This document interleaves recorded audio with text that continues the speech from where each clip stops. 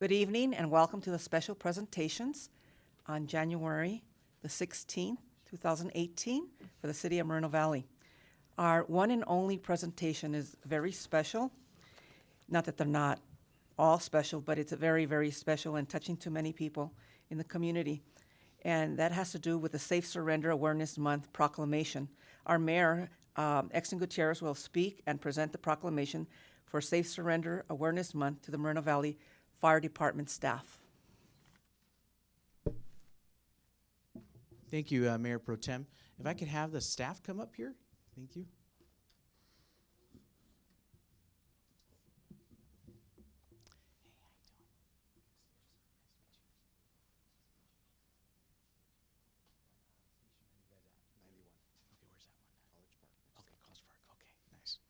Okay, well, good evening, everyone. Tonight, we would like to call attention to the Safely Surrendered Baby Law, which came into effect on January 1, 2001, as a response to the growing issue of infant abandonment in the state of California. Under the Safe Surrender Baby Law, parents who feel that they are unable to care for an infant may surrender the child to any designated safe surrender location within the first 72 hours of the child's life. And I believe one of those is the fire stations? Yes, sir. Following the surrender, parents have a 14-day grace period during which they may reclaim a surrendered baby. After the 14-day period has ended, child welfare services will find an adoptive home for the surrendered child. Many surrenders occur in the hospital immediately following the birth of the child, which allows hospital staff to counsel the parent on their options besides surrendering the baby. Within the first 15 years, Safe Surrender Baby Law caused an 80% decrease in the occurrence of infant abandonment. In order to spread awareness, tonight as the council, we are proclaiming the following. That this law is designed to protect a baby from being unsafely and illegally abandoned, and to offer a last resort to parents who, in a time of severe emotional distress, may believe that they have no other options. And whereas all City of Moreno Valley fire stations are designated as safe surrender sites and staffed with firefighter/paramedics who are capable of providing emergency medical care of newborns. Now therefore be it resolved that the City Council of the City of Moreno Valley, on behalf of its citizens and staff, does hereby proclaim the month of January 2018 as Safe Surrender Awareness Month. Now I'd like to ask Captain? Yes, sir. Okay. I'd like to ask the captain if he could just say a few words. You know, does this happen a lot sometimes, or? It hasn't. Okay. Yes, Mr. Mayor, it hasn't happened at Station 91 in my tenure there. All of the fire stations are identified with a blue placard out front indicating that they are a safe surrender site. Hospitals are also identified as such. If it becomes necessary for a parent to surrender an infant, we will not require any questions be answered, but we do appreciate any information that the parent may give about the infant, and we're non-judgmental, and we'll be very very caring and we'll respectful towards the parent. Okay, thank you. All right, let's give a round of applause. All right, thank you so much. Thank you, Mr. Mayor. And then we have the proclamation right here as well. So again, for this month of January, we are proclaiming the Safe Surrender Awareness Month.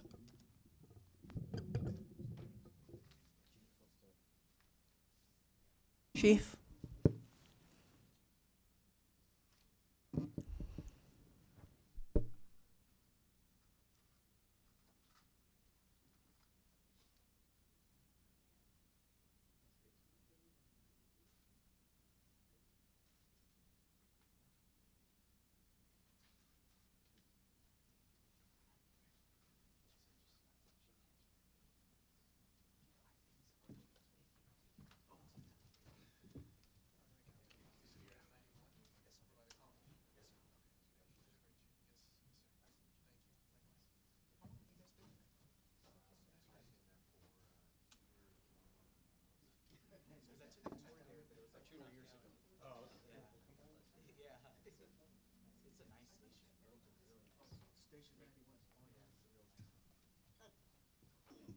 We'll bring you one, sir. Thank you very much, and thank you to our wonderful fire department for what you do.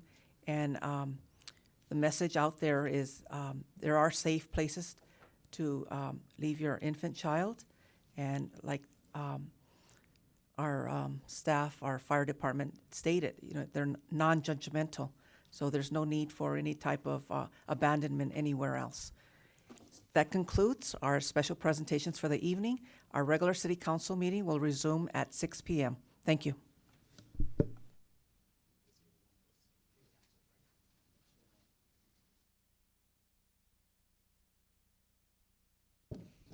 Good evening and welcome to the joint meeting of the City Council of the City of Moreno Valley Community Services District, City as successor agency for the Community Redevelopment Agency of the City of Moreno Valley Housing Authority, and the Board of Library Trustees. The City Council receives a separate stipend for CSD meetings. I now call this meeting to order on January 16, 2018 at 6:02 p.m. The Pledge of Allegiance will be led by Frank Wright. Please remain standing for the invocation, which will be given by Dr. David Akintemoye from the Upper Room International Church. Please, everyone, face the flag. Repeat after me. I pledge allegiance to the flag of the United States of America and to the republic for which it stands, one nation, under God, indivisible, with liberty and justice for all. Thank you, Frank.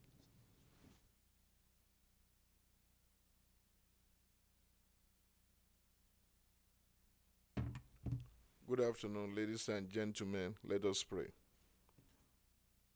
Holy One, known by many names and beyond all names, Spirit of life, Spirit of love, Spirit of community, Spirit of justice, we ask your blessings on the people who have been called to lead the community in which we live and work and play.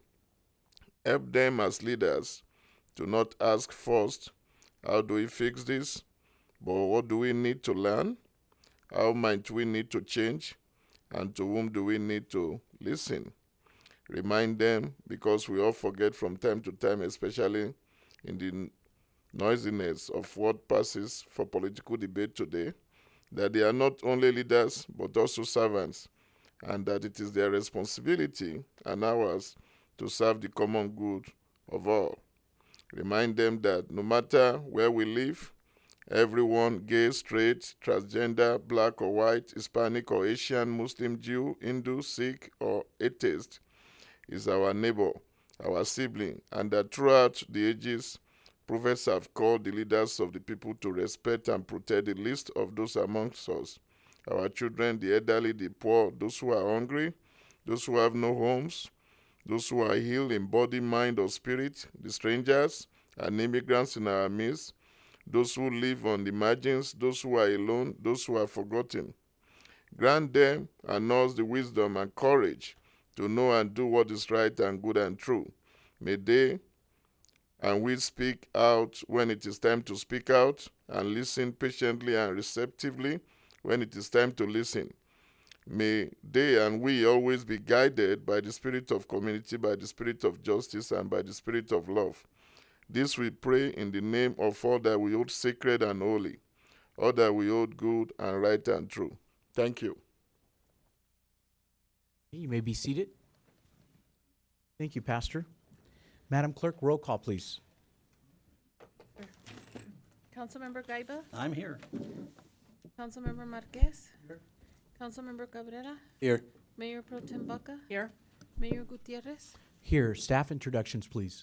Pat Haquesnades, City Clerk, Marshall Ironman, Chief Financial Officer, City Treasurer. Martin Kozanowicz, City Attorney. Tom DeSantis, City Manager. Mike Lee, Economic Development Director. Alan Brock, Community Development Director. David Kurlowitz, Chief of Police. Abdul Ahmed, Fire Chief. Kathleen Sanchez, Human Resources Director. Mel Alonso, Parks and Community Services Director. Michael Wolf, Director of Public Works, City Engineer. And I don't know if it's already been public, right, with the Assistant City Manager? I mean, it's on the agenda to ratify, but you've already made it public. We have notified the city organization, and it's up for your ratification this evening. And that would be for appointment of Alan Brock as our city's Assistant City Manager. We're very happy about that. So I thought you were going to use that new title. All right, okay. Just a friendly reminder, the city is currently offering Spanish translation services. So if anyone is interested in this feature, the devices can be checked out in the back of the room. I am taking an agenda item out of order.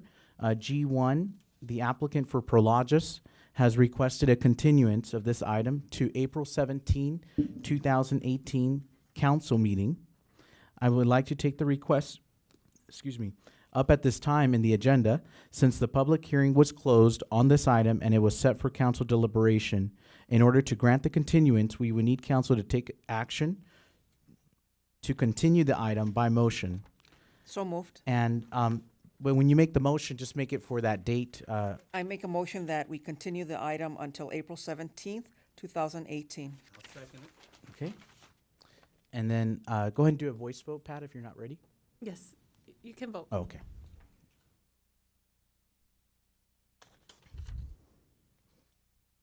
Okay, so it was continued to April 17th, 2018.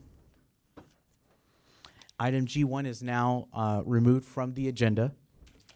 Before we hear public comments this evening, I ask and encourage everyone participating to keep their comments respectful towards each other, especially to the individuals at the podium. I embrace and support the First Amendment right to free speech. And again, it's their free speech, including everyone's right to speak at this meeting and share his or her views about issues concerning the city. But again, we can accomplish more if we're respectful towards each other. Finally, I ask that speakers bear in mind that comments are limited to 3 minutes for each speaker and that you refrain from duplicating comments already made by others, other than to note that you agree with the comment. Public comments on matters on the agenda will be taken up as the item is called for business between staff's report and city council deliberation. Those wishing to speak on any subject not on the agenda under the jurisdiction of the city council may do so now. Those wishing to speak should complete a blue speaker slip and submit it to the bailiff. There's a 3-minute time limit per person. All remarks and questions shall be addressed to myself or to the city council as a whole. The city clerk will call 3 names at a time. Please move to the front of the room when you hear your name called so that way you can be ready. And then in order to preserve the meeting decorum, council and staff will not respond during public comments. They will respond during their council comments or in the city manager's report or city attorney's report. Or, closing comments. So, Madam Clerk, any speakers tonight? So far, 14. Okay. Martin Cabrera Jr., Martin Cabrera Sr., Jorge Quintero. Okay, and we'll do 2 minutes, 2 minutes each.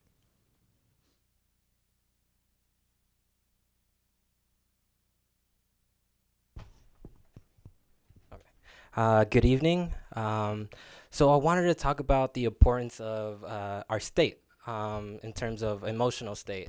I don't know about you guys, but whenever I want my representative to make a decision, I want them to be in a positive, resourceful state as opposed to a negative, angry or rageful state, whatever it is. But I would rather have somebody in a confident state. And so I hope everyone's feeling good tonight for sure. But I wanted to talk about the importance of people's state.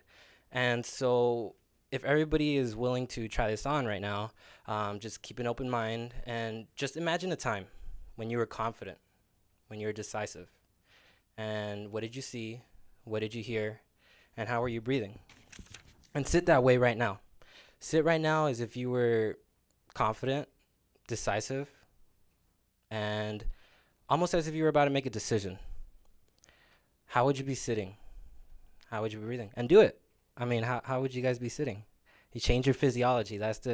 Our physiology determines our state, and our states determine our actions and decisions. And I mean, we want what's good for the community, just as the pastor just prayed for. And so, how would you sit? And also, if you were paying attention, if you were attentive, really caring about what the citizens said, how would you be sitting down? Would you be slouched? Would you be, what would somebody look like if they didn't care? Does that make sense? I mean, you guys don't have to agree or not, but but how would you be sitting if you were attentive? If you guys really cared, how would you be sitting? Would your arms be like this? Like, yeah, I really know what you're saying. Or would you just be slouched, not caring about what somebody is saying? And so you just wanted to plant that seed in your guys' minds to just keep that in mind whenever you guys are making a decision. And good night. Thank you, Martin. We have Martin Cabrera Sr.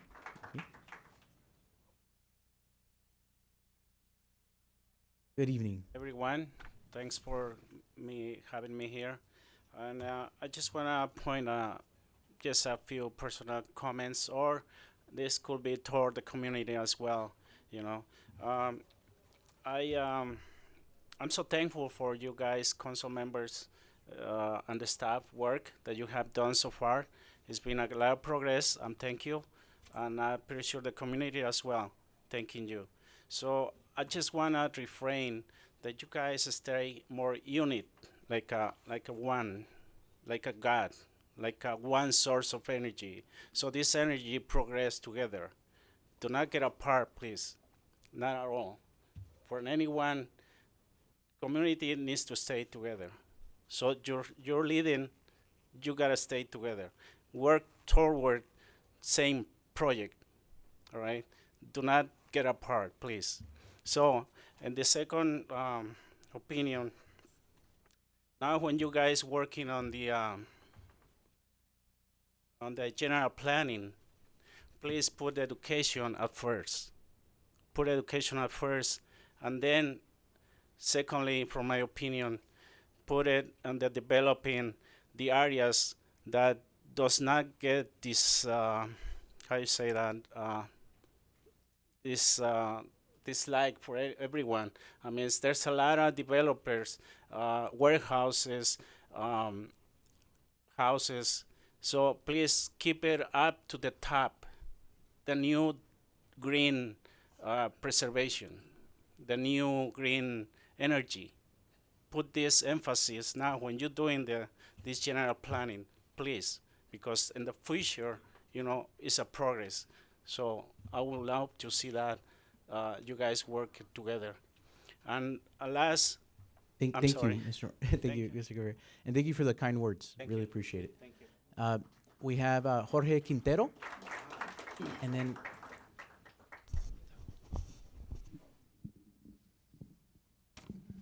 bueno, okay, he's going to do it from over there.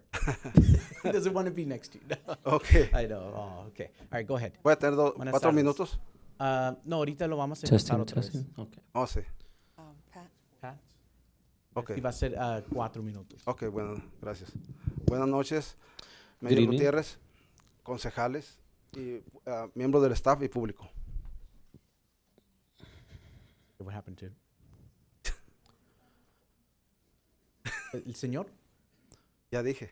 Oh, What happened with the translation? ¿Qué pasó con la trans? Oh, bueno, ahí voy si quiere empezar de nuevo. Empiézalo otra vez, Pat. Oh, no. That's okay. We have a... He's back there. Okay, gracias. Okay. Okay, empiézalo otra vez. Ok, buenas noches. Good evening, Mayor Gutiérrez, concejales, miembros del and staff everybody, y público. and all members. Esta ciudad ha tenido un gran progreso con el Mayor Gutiérrez al frente. This city has made tremendous progress with our mayor present here today.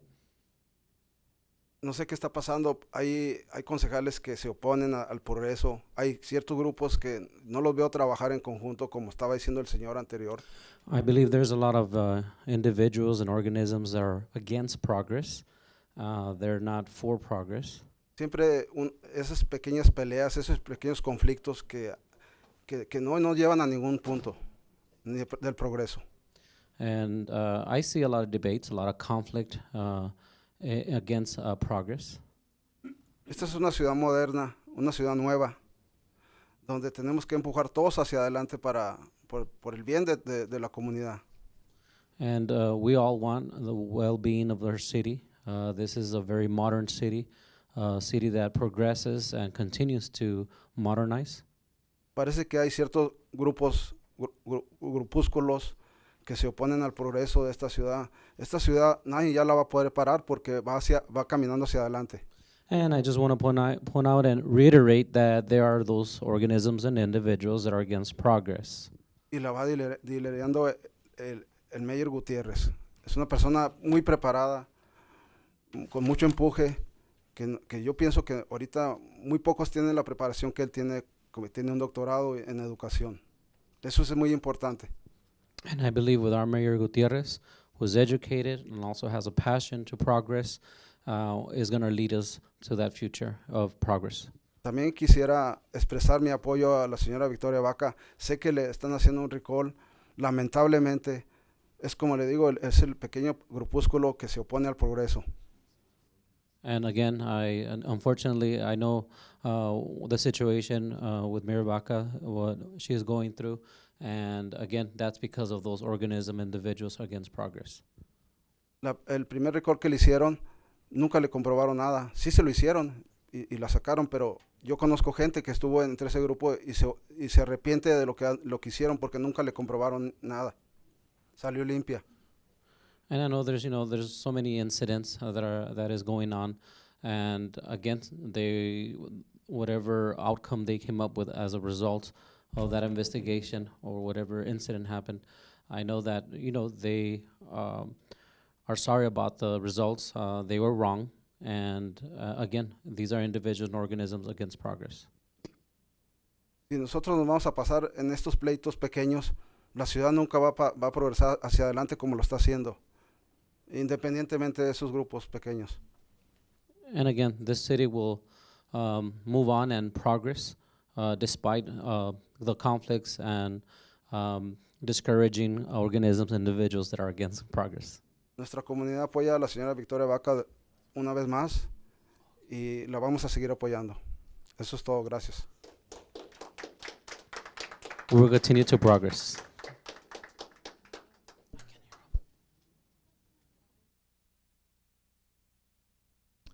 Okay, so we have next speaker, and thank you, Jorge. Gracias por esas palabras. Gracias. Thank you for those kind words. We have Veronica, followed by Leo, and then Kendrick.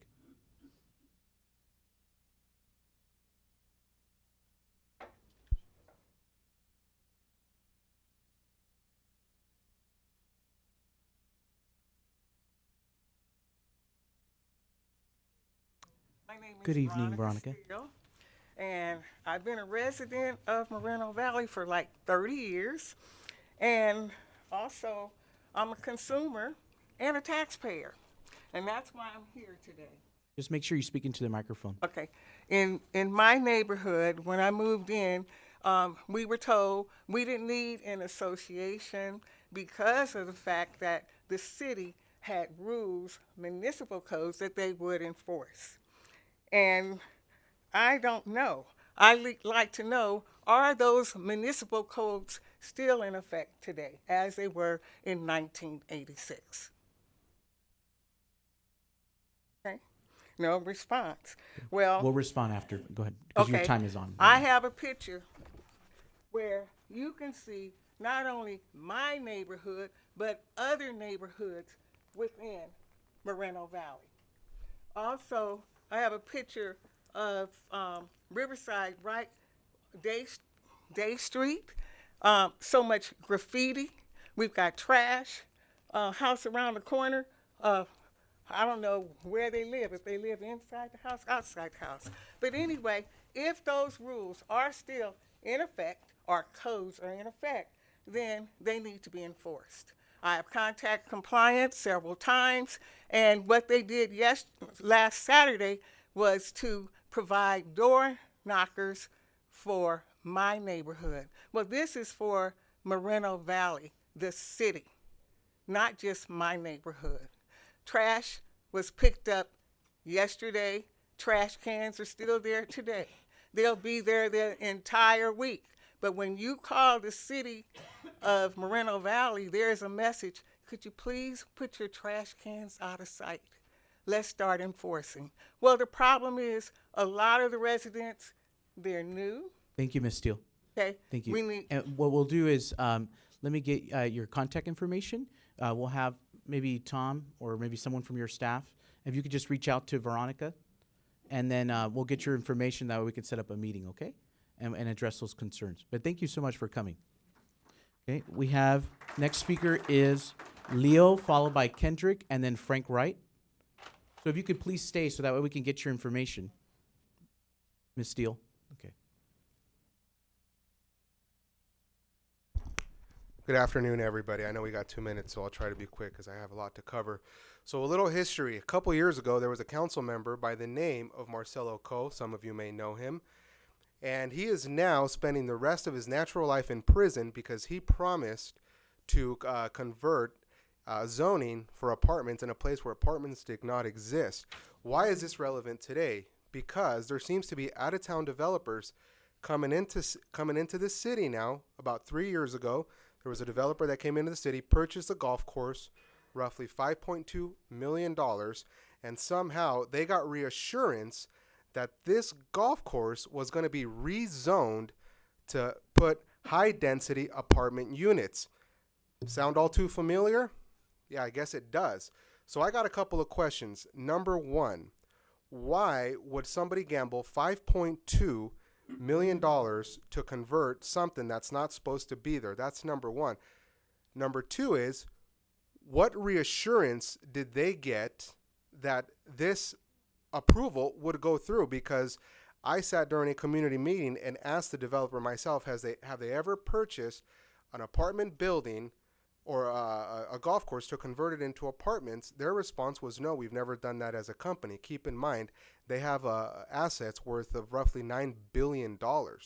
So we have this out-of-town developer coming in here, and now there's words, social media rumors spreading around that this really slumlord apartment developer, they own Ridgeview, that place is run to crap, excuse my language, that now that they're funding recalls in this community and colluding with council members, specifically, you know, your name was thrown out there, Mr. Marquez, as far as former council member LaDonna Dolores Jemson and George Price. If there's going to be an investigation on corruption, it should be against those people. Thank you. Next speaker is Kendrick, Frank Wright, and Danita Sanchez. Mention him, the notorious Marcelo Coe. Oh wait, sorry, Frank. We're gonna have okay. We'll just have Frank, and then you'll come right after. Okay. Oh, okay. Okay, go ahead. I beg your pardon, honorable member, council members. It's in the agenda as some kind of for a recall. Recalls are very expensive, and they're very useless. In some cases, they're calls because of personal enhancements or personal revenges. And as people who want to make these recalls generally identify themselves. They'll come out of the darkness sooner or later. And they're the kind of people that even might have been former politicians or even in present times in city councils. They should not be with city government by any chance. Councilman Victoria Baca has shown endeavored devotion to the city of Moreno Valley. Her professional capabilities as qualified council member has been shown because she's been reelected twice. Therefore, she is an outstanding member in this city, and she's had a signature that she's formed in this city that's going to be carried on for many decades. Her integrity will not be embarrassed by a useless and foolish recall by those people who have, I would say, pardon my language, embased minds. So therefore, let's keep what these people just said, make proper decisions, good sound mind thinking, good character, even through all the staff here. They've shown they're the best, so we can show our the best. And let's keep Victoria and people like her in progress and forever to come. Thank you, and God bless you all. Thank you, Frank. Kendrick Rivas, followed by Danita Sanchez and Tom Jarrell.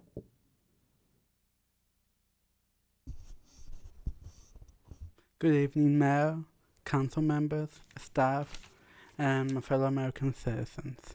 I have only one question, plus more, but not questions.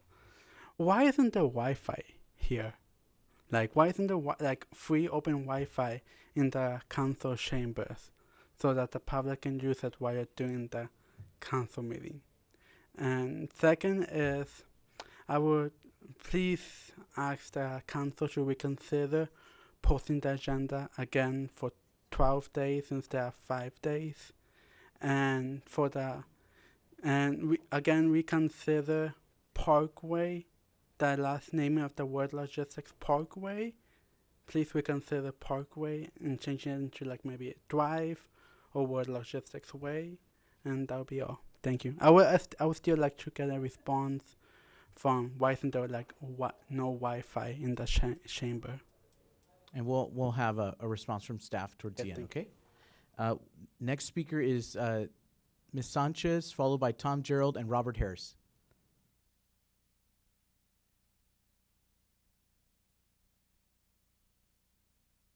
Buenas noches, mi nombre es Danira Sánchez. Yeah, el microphone's not working. The microphone's not working. No, del translator. Testing 1, 2, 3. Ahora sí. Okay. Buenas noches a todos los representantes de la ciudad de Moreno Valley. Mi nombre es Danira Sánchez y esta noche estoy aquí. Good evening, ladies and gentlemen. Here, my name is Danira Sánchez. Danira Sanchez.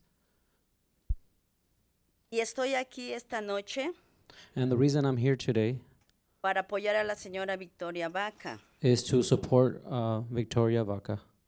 Yo estuve ayudándole en la campaña a favor de ella. I have been helping her out in her campaign before, Porque creo que ella sabe muy bien hacer su trabajo. and I know that she knows how to do her work very well Como cónsul del Distrito 1. as a council of District 1. Y yo pienso que está muy bien porque necesitamos aquí gente bilingüe porque es una ciudad multicultural. I believe that is a good thing that she is holding this position in office, because I believe we need bilingual, not only bilingual, but bicultural members of our society here in this. Sí, y necesitamos representantes bien preparados We need representatives that are well educated and prepared para que puedan hacer progresar a esta ciudad. so that they could help out the city progress as it has. Porque esta ciudad no se puede quedar chiquita, This city cannot remain a small city. se tiene que extender. It has to expand. Así como varias ciudades que vienen de Los Ángeles. En Los Ángeles ya no cabe la gente. As other cities that have grown, and there's so much population, and that it's so big. En una parada de bus hay 20 personas esperando tomar el bus. And any time you could see as many as 20 people waiting at the bus stop, waiting for the bus.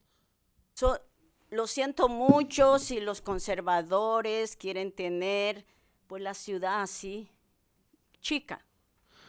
And I do apologize how this sound for those people that do not like progress and they're conservative and they don't want to expand, but this is a need. Estamos en un mundo progresista. We live in a world that's continually progressing. So, estamos contigo, Victoria Vaca. Sigue So- adelante. We are with you, Victoria. Keep on going the way you are, and we're supporting you.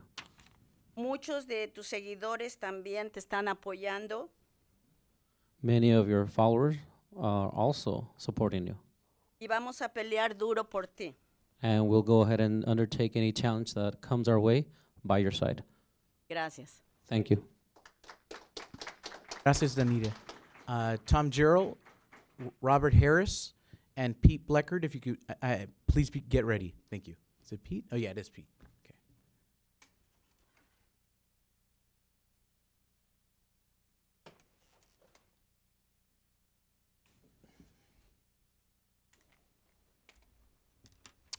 Tom Gerald, speaking on behalf of myself and a little bit for the Sundance Center, where I spent a little bit of time.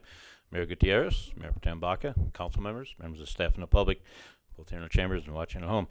First of all, I'd like to compliment the pastor for his opening prayer.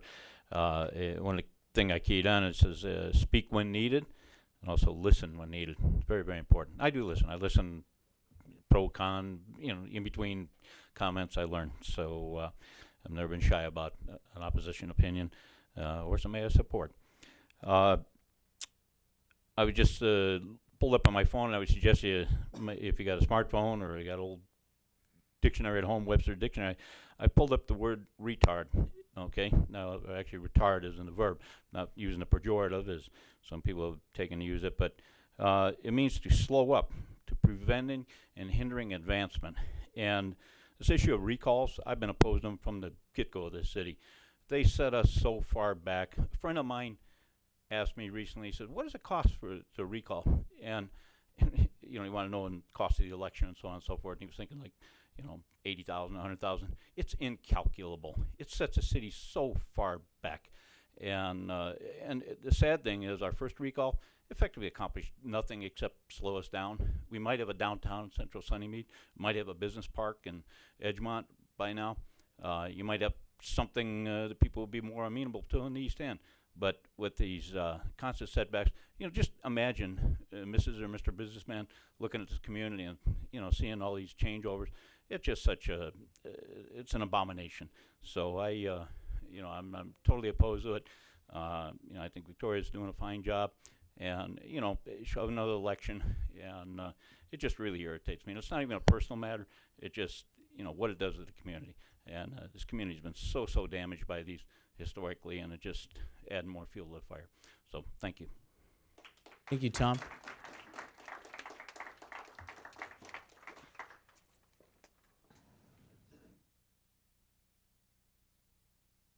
Good evening, Mr. Mayor, council, staff. This is just not a very good way to start the new year.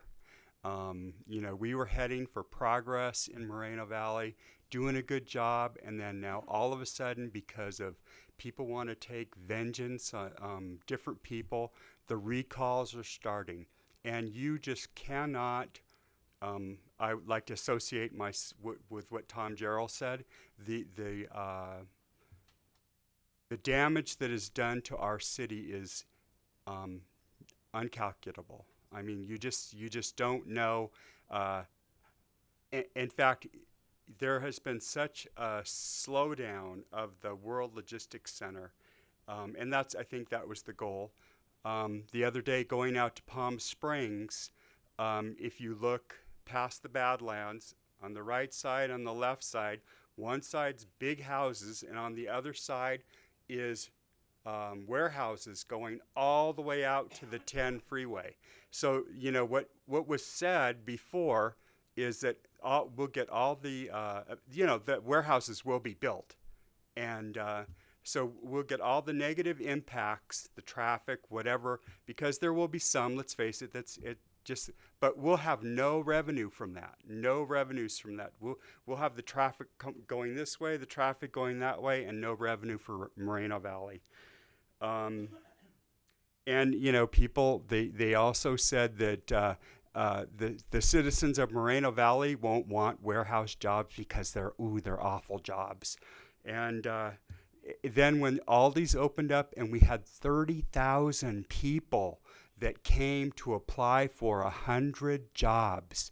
And I just think that we need to think about, a job is a job. And thank you, Robert. Oh, I'm sorry. Thank you. Okay, no, it's okay. We have Pete Bleckard, followed by Roy Bleckard, and then followed by Josh. Well, congratulations, Alan. I hope the curse don't hit you like it has for the past 30 years. Higher up the ladder, closer to the door. Okay, a couple things I want to talk about. In District 1, the bridge that was going to go over Graham Street, when Dickie Stu sat up there, he wanted a safer way and a quicker way for him to get to March Air Force Base. We probably got over $250,000 in fees to study everything. Now that we got a new council, let's put a stop to it. He did get it to stay on for hold forever. That bridge will never get built. You got Indian Street Bridge, it's a disaster, needs to be rebuilt. And the second thing is the sign on there for the senator that we worked so hard at that got that bridge after the freeway was built. The city went up there and sandblasted his name off monument they had up there. And then the third thing I want to talk about is the motor officers. And that's with the electric company when it was supposed to be safety officers. And I'll be picking on Alti because they got one of the best deals out of freebies, 25.75% off their electricity. And the other companies, I call all these ones that got freebie deals on electricity from the city. I call all of them are really nicknamed Jimmy, and all you can give me is their slogan. So what you need to do is talk to them and ask them, why can't they, because they want to be part of the city and they want it to be safe, they should start a fund. I've asked it with other councils, we'll see where this goes, that they should start a fund and fund the motor officers, because it comes out of our general fund or your police fund to run the officers, and it's expensive. Now, they want to be part of the city, pay into it. You're getting freebies from the city. All of us in Edison ain't getting a deal out of this deal, and we're more majority, but we're getting ripped off because they're getting a freebie over there. They didn't do nothing for us as Edison people, not at least for me, and I've been here a few years. But anyway, you need to look into that and see if this company, but there's two things you can look at. Thank you. Next speaker is Roy Bleckert, followed by Josh Burgoyes and Antonio Reza. If we're going to do stupid, let's be the world's leader in it. If we're going to recall, then let's recall everybody, and let's do it every 90 days. And let's not stop here. Let's march right down to Moreno Valley Unified School District and recall all of them. You want to look at corruption? Go down to 25634 Alessandro. They said they had $75 to $100 million to build a fifth high school. They said they're not building it. Ask them one question, where's the money? That's 75 to 100 million of your tax dollars that we don't know where they're at. That should fire people up. That should be the question. And if you're looking for corruption, I'm saying that's where you're going to find it. Because whatever may or may not be going down here is tiddlywinks compared to what goes on over there and has went over there for decades, long before this city was ever even thought of. So let's call a spade a spade. Let's get to the nitty-gritty of what's going on. It's the people, and LaDonna Jepson called it, the recall's got to stop. Because it's destabilizing this city. It has since '86 when the first one did, and it did in 2014. And I told all of the recallers when it happened in 2014, I said, you're going to recall, you're going to regret the day you recalled Tom Owings, because you do not know what you're starting. Businesses are staying away from this community. Development, families are not moving here, they're moving out. You look at the high turnover rate in real estate, that is the evidence that's clear. If you want to deny it, then you're denying reality. Get off the stick, get off the dime. Let's work to make the city better and quit trying to tear it down at every opportunity. Thank you, Roy. Next speaker is Josh. Josh?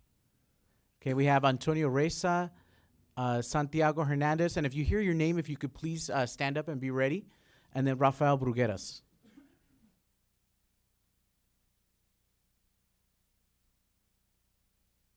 Buenas noches. Okay, we're going to need an interpreter. Yeah, good night. Yes. Yes, I'm ready. Okay, está listo. Okay. Vengo como persona residente de la ciudad. I'm a recent citizen of Moreno Valley. La razón es muy simple. It's a simple reason. La semana pasada hablamos last week de la misma situación. It was the same situation. Hay un grupito aquí. There's a little small group here. Se sienten los dueños de la ciudad. They think they're the owners of the city. Quieren quitar y quieren poner. They want to move and move around. Yo personalmente escuché las mentiras. I heard the lies. Estuvieron diciendo de Victoria. They were saying about Victoria. De Hiro. And Hiro. De Tom. De Tom. Mentira, basura. They were lies, trash. O una persona que habla mentira, un grupo que habla de mentiras. The person that tells lies. Querer enseñarnos de ética o de verdad. Talking about ethic and truth. ¿Puede uno creerle a alguien que ya mintió 10, 20 veces, meses? Can you believe somebody that lied before 10, 20 times? Oh, claro que no. Of course not. El problema es que hay un grupo de gente que les cree. There's a group of people that believe. La ciudad ya habló claramente. The city already spoke clearly. Quien ganó de manera muy limpia, con It was- miles de votos. You guys won with the millions Ganó of votes. limpiamente, correctamente. You guys did it correctly. Victoria ganó casi con el doble. And Victoria won almost with double the numbers. El segundo lugar. The second number. Y ahora la quieren quitar otra vez. And they want to recall it again. ¿Qué está pasando? What's happening? Los corruptos hablan de quitar a los corruptos. Decían, quiero The entrar, corrupts quiero are entrar a la speaking oficina of removing the corrupts. porque ahí hay corrupción. If there's a corruption in the office, Ya investigó, el día ya investigó. their investigations were already done. Otra vez quieren volver a la misma And basura. again, they want to do the investigations Los again. verdaderos corruptos, The true corrupts, los mentirosos the liars, y aquellos que salían con ellos. those that are hanging around with them. Si son developers o son sindicatos, I don't eso know no if they're importa. developers or syndicates. La mentira es mentira, la corrupción es The corrupción. lie is lie. The corruption is corruption. Otros ha dado la verdad. We have the truth. Los residentes. Us residents, La iniciativa la ganamos. we won the initiative, Hicieron 2 referendos, los perdieron. and they lost. Perdieron sus candidatos. They lost their A candidates. excepción de Mr. Márquez. As Señor Markets, Quisimos darle el beneficio de la duda. we wanted to give him the benefit of the doubt. No más de ellos. He just wanted more of them. Digo el beneficio de la duda porque un día el Mr. Márquez le dijo a mi hija Marilinda We gave him the benefit of the doubt because he told my daughter y a mi hijo Moisés, and my son Moises, ustedes son ilegales. and he said, "Are you illegals? Además que se vayan de aquí porque va a llegar la policía. You should leave because the police is coming." Mis hijos son ciudadanos americanos. And they were American citizens. Pensé que él ya había reflexionado y cambiado. I thought he had reflects. I'm gonna make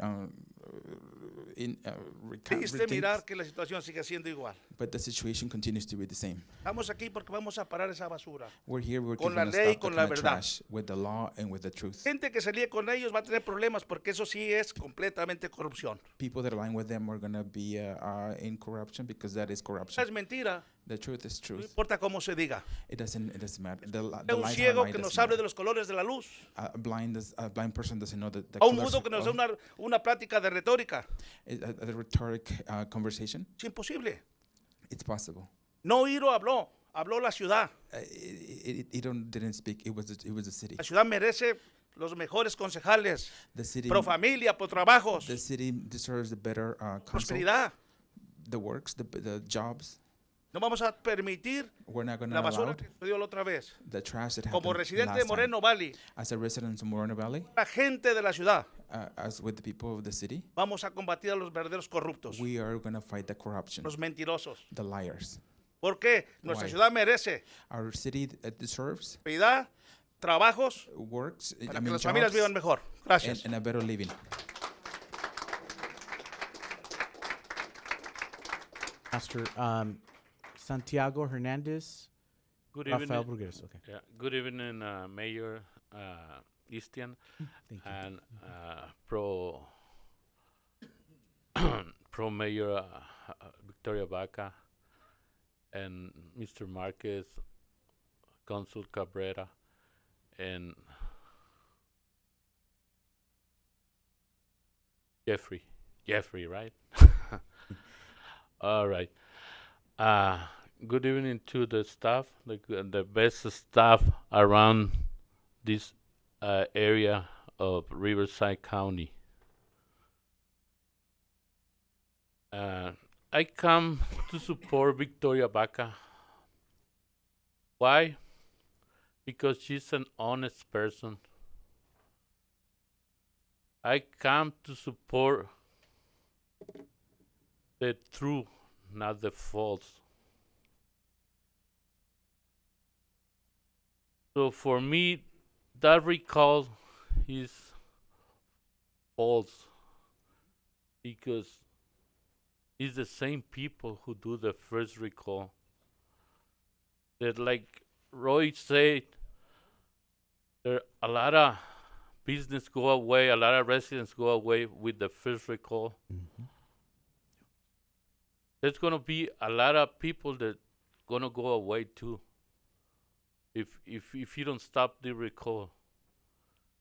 So we're gonna check every single signature, the 3,000 you're gonna submit, to see if you keep lying like you've been doing before. The antis have to go. There's not another way to finish with this recalls. The aunties have to go out of the town. Thank you very much. Thank you, Santiago. Next one is Rafael Brugueras, followed by Luis Palomares. Good evening, Mayor, council members, staff, residents, and our guests. My name is Rafael Brugueras, and I live in District 3, and today I serve David Marquez his recall papers. We in District 3 do not longer want David Marquez to represent us. As time goes on, you're going to hear the truth about the man that's sitting on my right-hand side, how he's lied to District 3. We no longer tolerate that any longer. Corruption, talking about immigrants.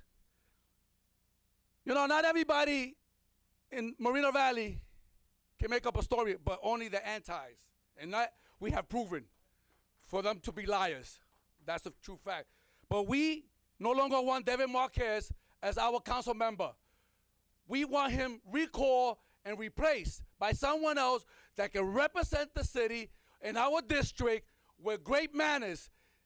I'm hoping that if this not get resolved, and as soon as we publish this in the paper, because that will be the next step, so everybody can read what's inside this envelope, because I gave them one. There are men and women that signed this. This is a legal document that we gave him. So the next step is to publish what we wrote, so people can read his behavior and why we don't want him in District 3. So we can go out there and collect that 10% that we need to put him on the ballot.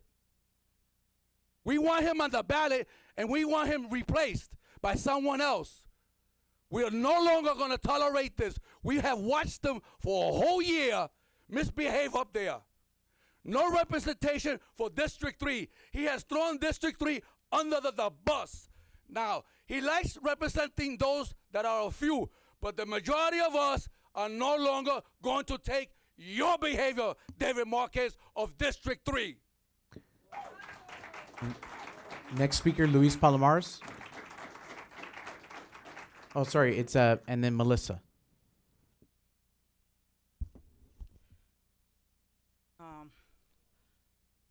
Hold on. Give me a minute. I got to get my breath here, please. Start the clock over. No, Okay. start it over, please. Okay, Luis Palomares, a city activist. I've been working in the city for 22 years. 22 going on 23. With the kids in the school, an activist for kids with special needs and all of the above. Kids with learning disabilities and everything else, you know.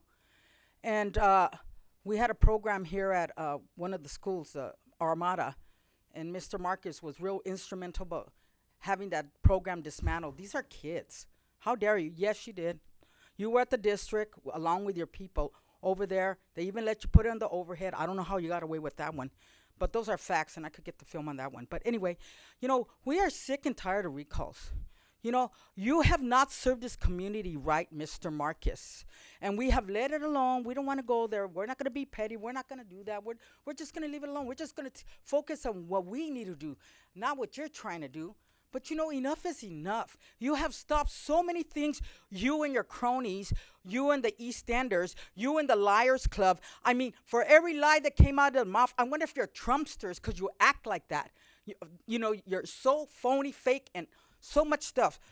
You know, if all the stuff, and you're involved in all this because you've been at the cupcake bars with Denise Fleming, with Price, your boy, or you're his boy, one or the other, you mow his lawn, right? You've been out there with all the recall crowd again. You've been out there. Don't lie. You had to take a hiatus and get off for a whole month. I don't know what but you sure managed to go to every photo op, every event for being, oh wow, everything was going wrong in your life. Thousands and hundreds of thousands of dollars on the last recall based on a bunch of lies. FBI, IRS, the DA, hundreds. We were the laughing stock of every county and community, and nothing came out of it. Now you're pushing and pressuring over there. Your team. I believe Guyva's been over there pushing for something. He's trying to make something happen over there at the Grand. Come on. You know, what about Price? What about those apartments? Luis, thank you. Bridge? Thank you. Okay. Next speaker gave is him money? Melissa Lopez.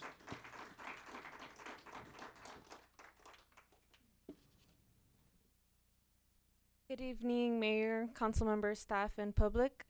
I haven't. My name is Melissa Lopez, and I've been a resident of Moreno Valley for about 23 years now. There's an issue or something that I have noticed in the city lately, and it's the appearance of dispensaries in the city.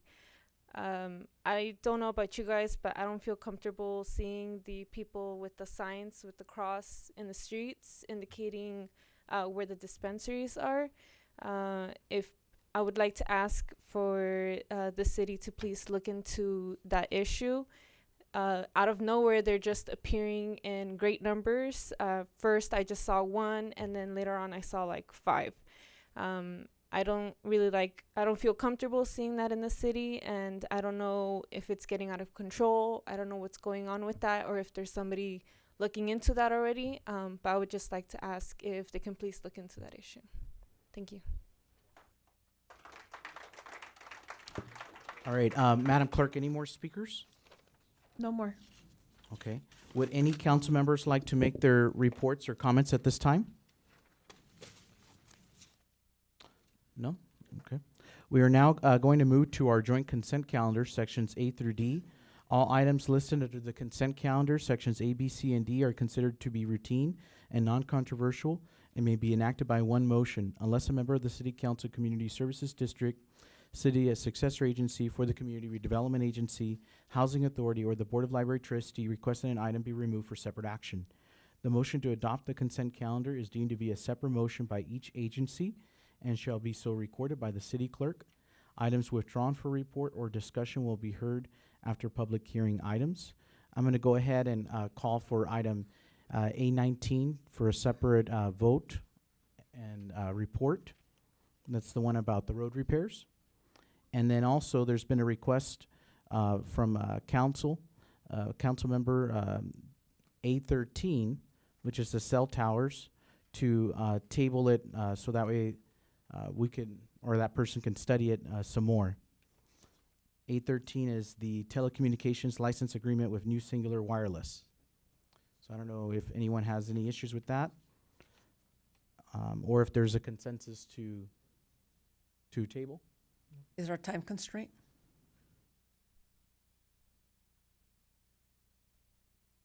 We could be losing out on potential revenue. We can bring this back. The increment of revenue is not as important as addressing the council and community's concerns on this. Okay, so there's consensus to table that one. A19 is for separate vote. Separate vote. And then anyone else? Okay, Councilmember Gaiba. Separate vote on A11 and A12. Okay. And A12. Yes, please.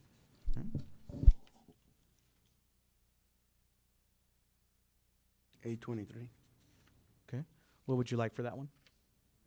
Separate vote.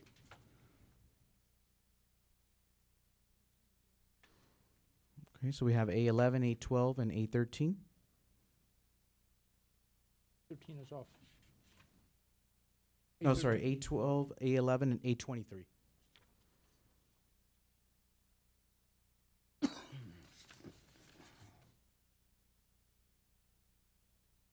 All right, so let's go ahead and Public comment. any other items for pool or discussion? None? Okay, okay, thank you. All right, Madam Clerk, any public comments on the consent items other than A11, A12, and A23? And which one? 19. A19? I have Yeah, and A19, yeah. I have 4 speakers, and one of them is speaking on A22 and A23. Okay. So if we can have, Pete Bleckert, Roy Bleckert, Tom Jarrell, and Rafael Burgueras. I'm going to speed it up. I already got it in. I got enough time in on the deal. You heard what I had to say about the police department. okay, thank you, Pete. Appreciate it. Okay, Roy? Moreno Valley should not be in the police motorcycle owning business. There's none other person than Dickie Stu said that. And he was a champion one time of bringing all 12 of them in when we were at our height.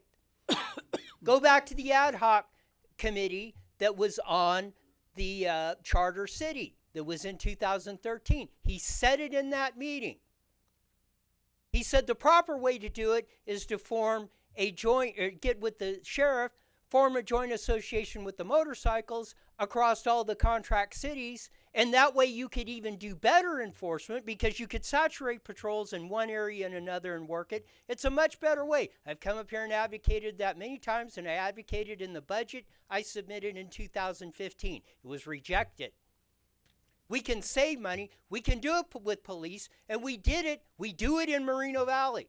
We've done it with technology. We've done it with cameras. We've done it with the microphones on the cops. And we drop crime while dropping below at 0.75 officers at 1,000. So there's more ways if you use technology, if you use what's in the future, and you use the tools available you can deliver more service at less cost. You can do this across the board. You need to start looking at that. You need to start looking at the example of across the board of places like Sandy Springs, Georgia, the state of North Dakota that have done this, and it works.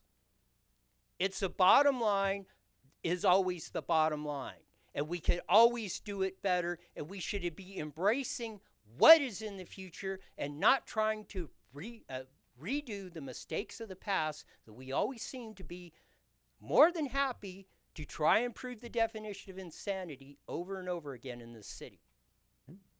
Thank you. Next speaker, Tom Gerald, followed by Rafael Brugueras.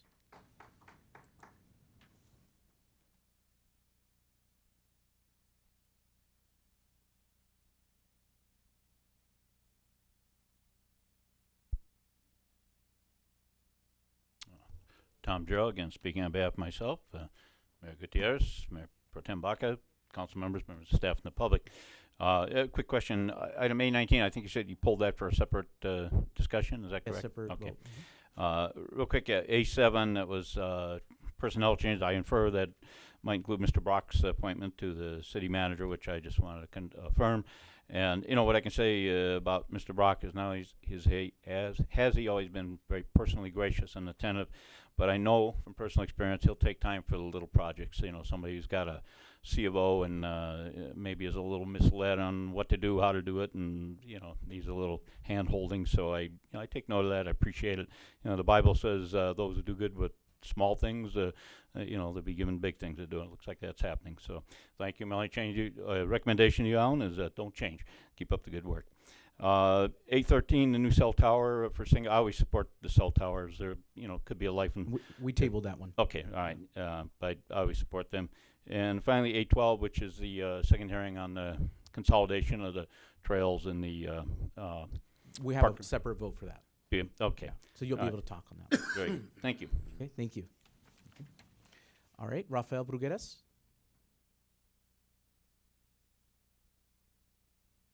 Good evening once again, Mayor, council members, staff, residents, and our guests. I want to talk about A22 and A23. And I just heard Roy, you know, and that's hard to follow. But I'm looking at safety here. And I believe that this is going to be approved. This is something that the chief probably brought forth, and something that they need. I prefer spending money on a motorcycle than a police car. Okay? I think you can get 3 motorcycles instead of 1 police car, and now you got 3 officers out there doing what 1 police car does. That's just my personal opinion. And they're so quiet, they zoom up behind you, and all of a sudden they got their red lights on you. That's one thing about these BMWs. They don't play games. They'll chase you, and they love splitting lanes. And he knows what I'm talking about. They love splitting lanes to get you if they need to. So that's what I like about motorcycles. Now, with Alan Block, I'm deeply grateful. I'm glad for him. I'm glad that he got promoted to be our assistant manager. He'll do a great job next to Tom, because I seen him work here and at the Planning Commission. Whoever takes his seat will do the same. And I have 2 men in mind, Rick Sandama and Mike Lee. These are 2 men that are worthy to sit in his chair. They know what the city needs. They know how to fight for our city when they come to the planning commission and when he goes out and look for businesses and development. Whoever we decide to sit in Alan's Block's chair, we know that there could be a third person, but in my eyes, I see Rick and I see Lee. Hopefully we'll pick one of the two. Thank you. Thank you, Rafael. All right. We have Louise.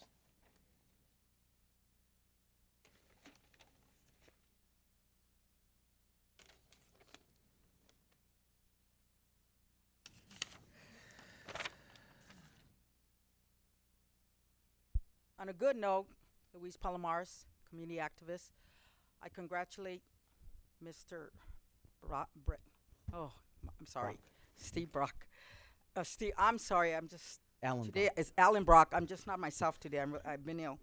Anyway, he's the best man for the job. Wow, we couldn't get better than that. I mean, a class act here.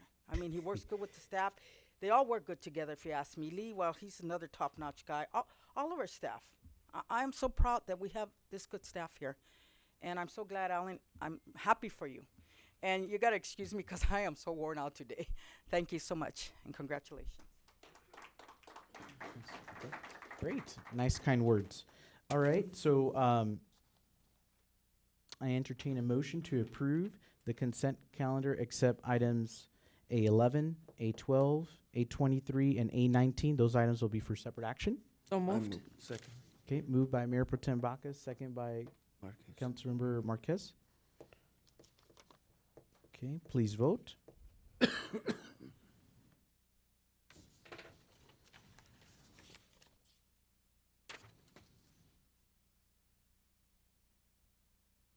Councilmember Gaiba?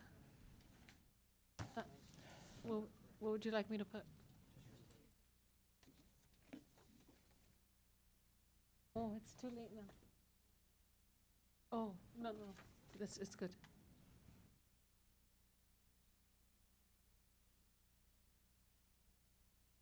Motion passes.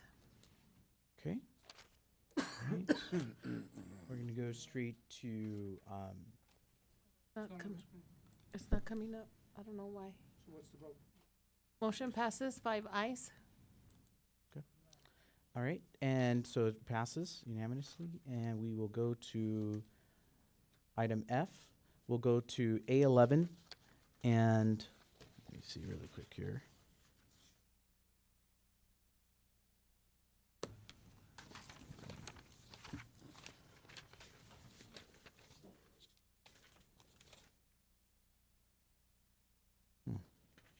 And that's the second reading of the ordinance approving a citywide municipal code amendment addressing land use regulations.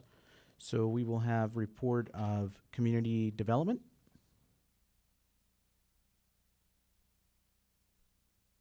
Mayor Pro Tem, council members, this is just a routine matter where you vote on the second reading for this ordinance. It's already been presented through a public hearing process for you.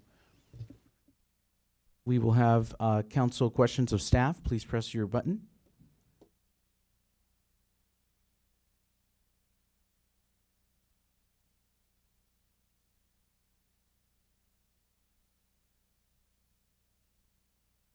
Okay, did anybody else have any questions over here? No. Do you have any questions, Councilmember Gaiba? No, just call. Okay. All right. So we'll go ahead and just want to make sure there's any public comments on this one. Madam Clerk? A11, no. Okay, so I'll I go make ahead a and call motion for that we approve A11. Okay, so a motion by Mayor Pro Tem Baca, second by Councilmember Cabrera. Okay, please vote. And if it helps, you can do a voice vote if that's easier for you. Yeah, just do roll call so that we don't have to type it in and all that. Councilmember Gaiba? Abstain. Councilmember Marquez? Councilmember Cabrera? Yes. Mayor Pro Tem? Yes. Mayor? Yes. Okay, item 812, and let's see, that passes 4 yeses and 1 abstention. Okay, let me go here. 812 is a second reading, adoption of ordinance 929, repealing chapters 2.19 and 2.24 of the City of Moreno Valley Municipal Code, and adopting new chapter 2.19, establishing the Parks, Community Services, and Trails Committee. Mel Alonso? Yes. The second reading. Yes, Mayor, this is the second reading, asking you to adopt an ordinance establishing the Parks, Community Services, and Trails Committee and dissolving the Parks and Rec Commission and the Rec Trails Board. This is the second reading. The initial one was on December 19, 2017, and we are here before you asking you for the recommendation. Okay, and I'll ask any council questions of this one? If not, any public comments, Madam Clerk, on this one on 812? Tom Gerald. Okay, Tom Gerald.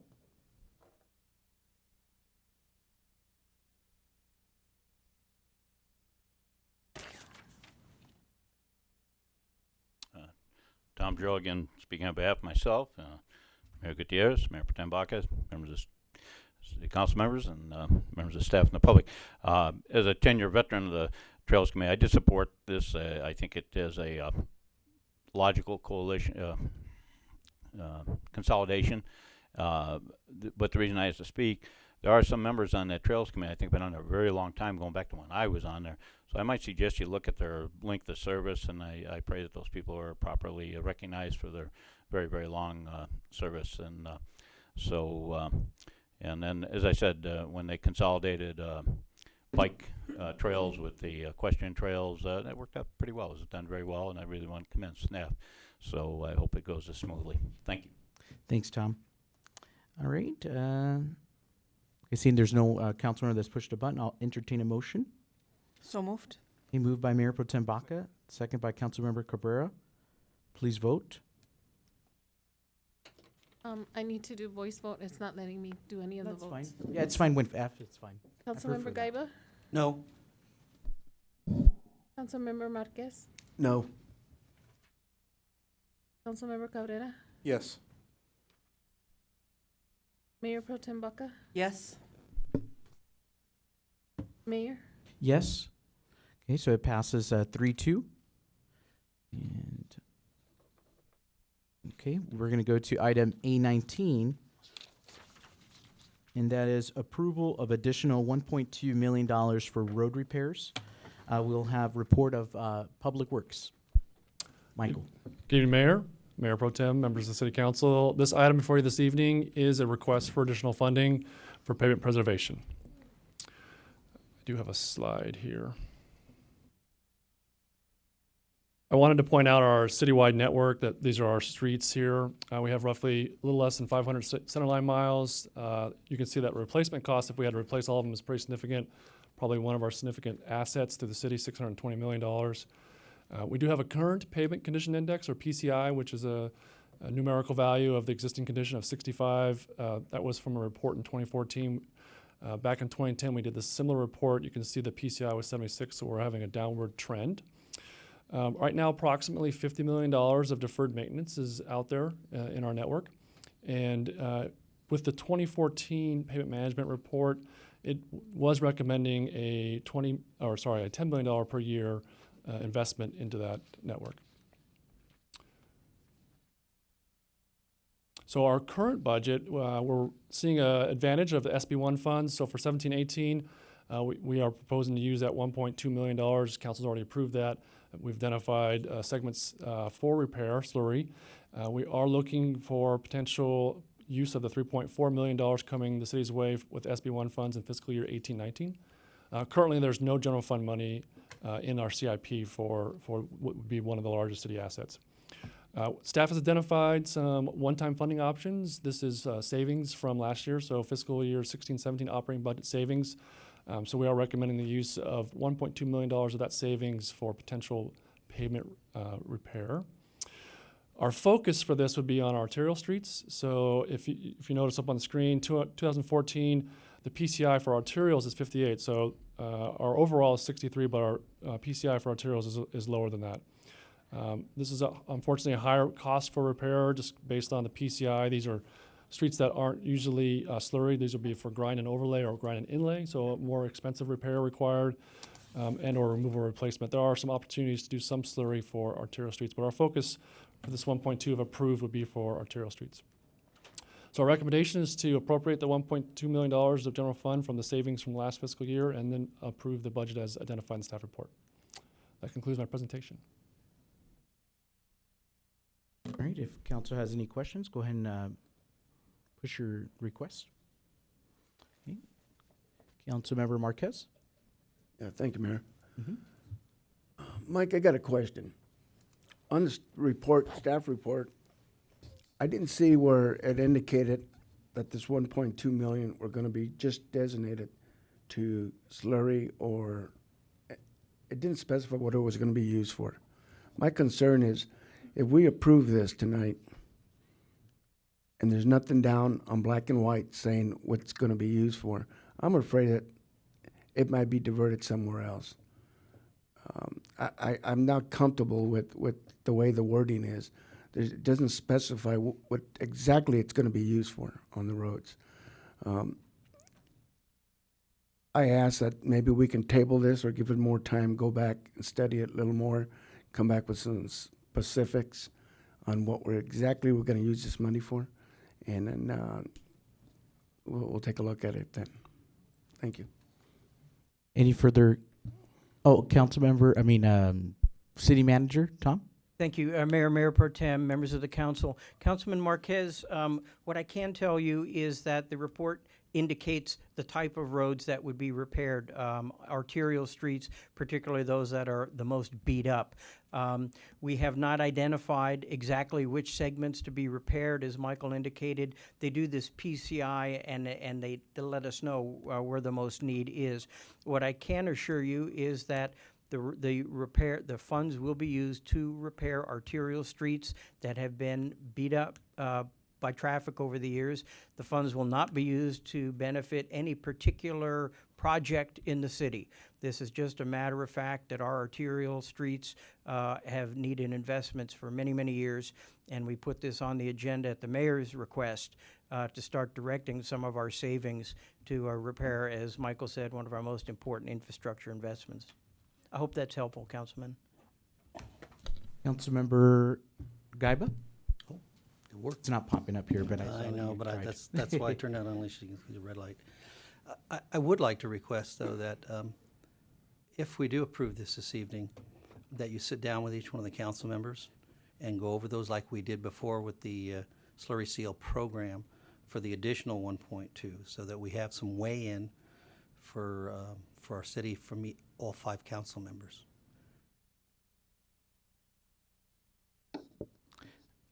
And I believe that's what you plan to do, Tom? That's not included as a motion, but if that's the desire of the council, we can certainly do that. I would like that, because I think that's a good way to handle that. Yeah, and generally, you guys meet with each of us individually and to get our way We in. talk about CIP projects, as the councilman mentions. We talk about CIP projects in your respective districts. We talk about the slurry seal, so we're glad to do that. And that's what I envisioned in putting this item on the agenda, was that, we approve, so the money is allotted, and then they would meet with us individually and hear from us, okay, what are the streets that we see, or the segments. And I just wanted to clarify, the arterial part, you mean like the main streets, like Alessandro, LaSalle, the big streets? Yes, Mayor, thanks for translating jargon so it's understandable. Appreciate it. Mayor. Oh, let's just let Councilor Guyver, did you have anything else? No, I just wanted to be sure, because that was kind of an add-on situation versus the original slurry seal discussion that we did come to each council member. So it's kind of an add-on to it, Michael, and I just wanted to make sure that we had a chance to weigh in on it. Knowing our own districts, we may see some specific needs that are not necessarily noted there. A good example of that, for instance, is Hidden Springs Drive. I know I live up that way, but when you guys did the detour, they didn't go the other way. They ran through the middle of Hidden Springs and really beat that street up really, really bad. And with the elementary school, the people come and go up there like madmen. So that's something I'd like to just bring to you, that by having a one-on-one, we give that attention to those things. Understood. Thank you.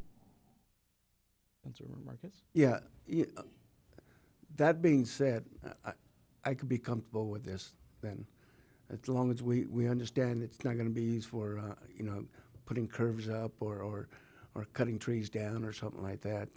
And I can live with that then. Thank you. Okay. Mayor, may I just add just one thing, just so that there are some requirements. So if we do certain types of rehabilitation, we're required by ADA to do certain things, so ramps. So there will be, if we do a specific maintenance activity, so if it's not slurry, if it's grind overlay, we're actually required to upgrade to the current standards ADA. So I just wanted to make sure that was clear, that there may be some concrete work that's required as part of the federal requirements. Okay. All right, Councilmember Cabrera, council questions? Thank you. I don't have any actual questions, just a couple of comments here. The last council meeting and with the public, I've been talking to a lot of people and letting them know that I'll be pushing for this to invest into the streets, and it's something that we need to get done immediately. The longer we wait, the more it's going to cost us, the more the streets are going to get torn up. So I agree with pretty much most comments that have been made so far. Just like we did the previous year with the SB1 funds, meet with all the council members so we can share across the city and take care of the more immediate roads first, and then we move up from there. So hopefully next year, with I believe it was 3.8 million, hopefully we can do something similar to this year. So I'm looking forward to fixing our roads in the city. All right. Any, since those were comments, I'm going to make them as questions and comments that we kind of just did as a council. Any public comments on? Tom Terrell. Okay, Tom.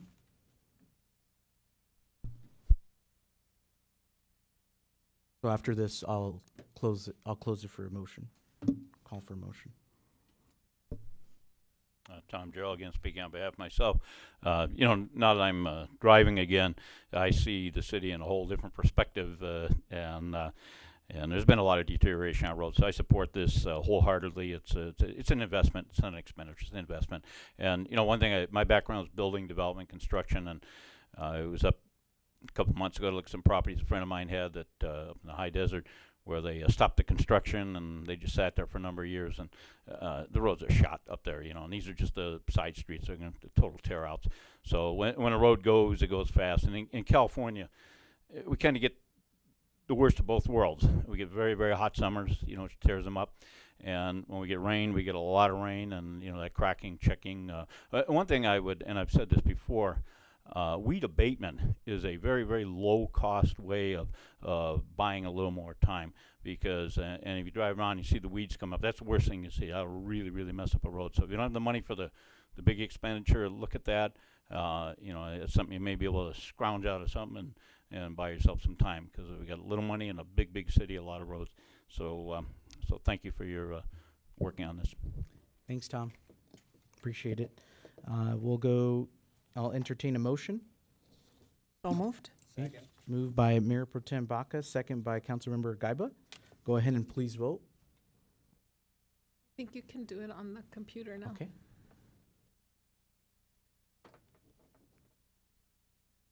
It's approved 5-0. We're going to move on to item A23, which is believe it's the employment contract for city manager. We didn't pull that one.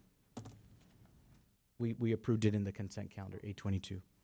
A23 is approval of city manager's employment agreement. We'll have a report of the city attorney. I do want to caution the council, this is an employment agreement, so the discussion is only on the terms of the agreement, not the actual appointment, because the appointment was already made. But we'll go ahead and start with our city attorney. Thank you, Honorable Mayor, Mayor Pro Tem, council members. On December 19th, council appointed Mr. DeSantis as the new city manager for our city.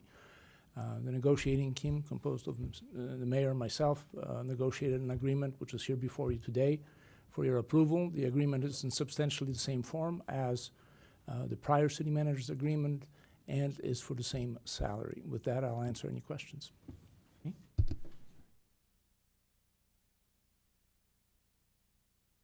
Anyone have any questions? Okay, Councilmember Marquez. Martin, on the contract, I think hopefully somebody's brought it up, about the wording. Tom's not a she or a her. Tom's a he. In that report, on that contract, there's a lot of misspelled words in there. I think that should be corrected, just to be on the safe side. I believe that prior to the posting of the agenda, we caught one remaining correction, and that was done. I think the contract that's before you should not have any. Okay, I hadn't seen it yet, but I did see the wording in there. I just wanted to clarify that we change it. That's all. So if it's been changed, that's great.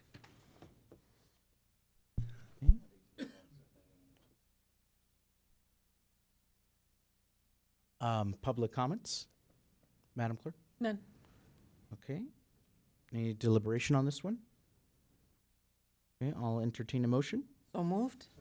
Okay, moved by Mayor Pro Tem Baca, second by Cabrera. So it's Baca and Cabrera. Please vote. What would you like me to put, sir?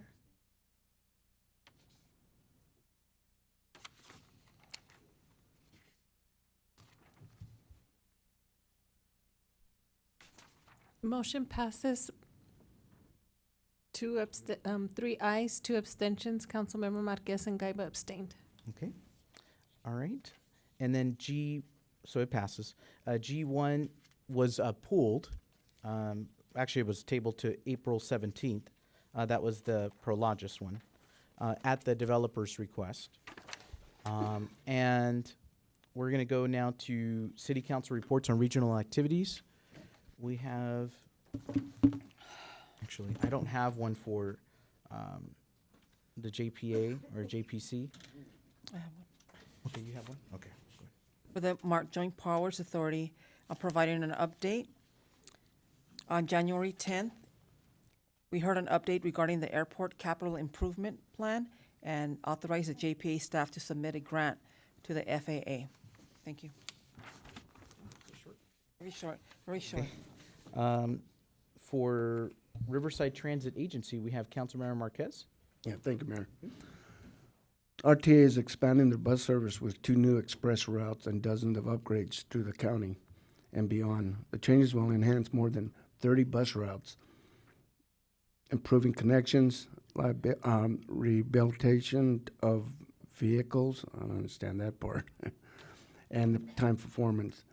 The improvement introduction of this new route, one of the new routes is called Commuter Link Route 200. It's with a service connecting San Bernardino, Riverside, Orange, and the city of Anaheim. What this is there's been a high demand for transportation directly to Disney Resort in Anaheim. So RTA decided to go ahead and make a special route for that. It started off this Sunday, very, very successful. They hope that the ridership will improve.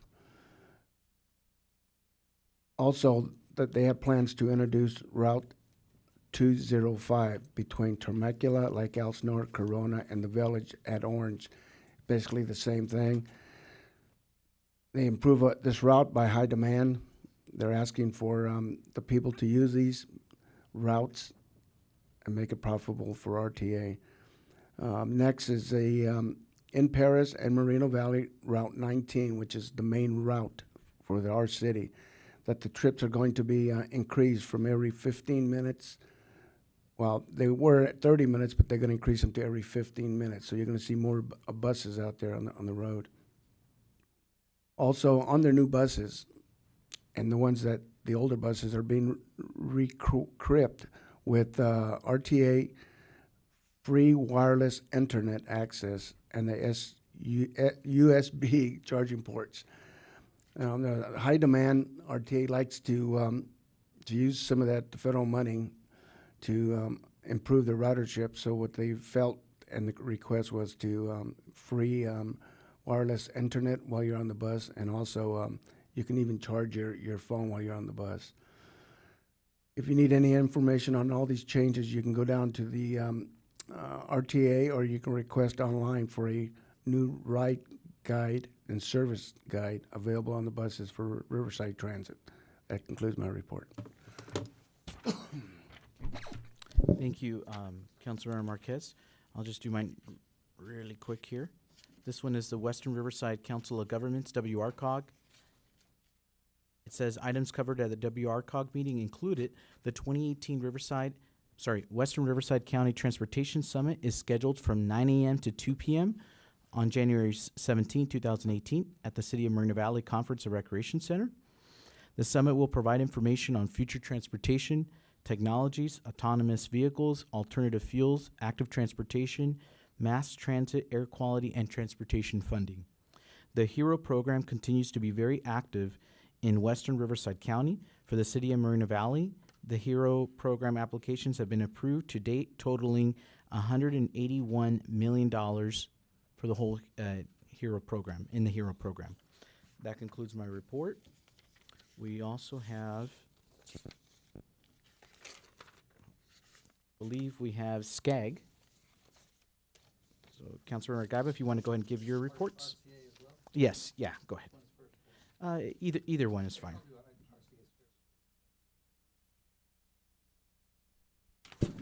Okay, very simple. It was a very simple meeting.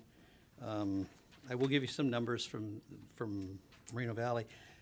We collect the fees from the developers to purchase land. I think I went over that for you for species habitat. And so far, as of November, they call the MSHCP fee collection report for Moreno Valley is $609,202 collected November 2017 through November 30th, including $103,581 and 51 residential permits.